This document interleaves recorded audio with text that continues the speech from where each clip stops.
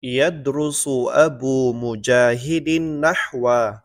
Nag-aaral si Abu Mujahid ng nahu. Ang pag-i'rab ng yadrusu, fa'lun mudari'un marfu'un litajarrudihi minan nasibi wal jazimi wa alamatu raf'ihi ad-dammatu adh-dhahirah. Ang yadrusu, ito ay kasalukuyang pandiwa na marfu' dahil siya ay hindi naunahan ng magmamansub at ng magmajazum.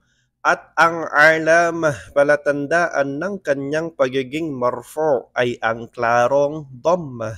Abu Mujahidin, Abu fa'ilun marfu'un wa alamatu raf'ihi al-wawu li'annahu min al-asma'il khamsati wa huwa mudaf. Ang Abu sa Abu Mujahid, siya ang fa'il, ang gumawa ng gawa, kaya siya ay marfu'.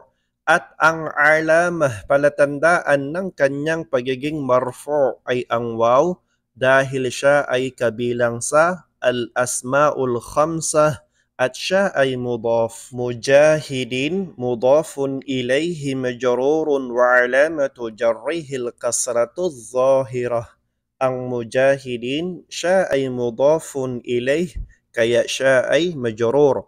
At ang alamah, palatandaan ng kanyang pagiging majrur ay ang klarong kasrah. Nahwan, maf'ulun bihi mansubun wa alamatu nasbihi al-fathatu adh-dhahirah. Ang nahu, siya ay maf'ulun bihi, ang tumanggap ng gawa, kaya siya ay mansub.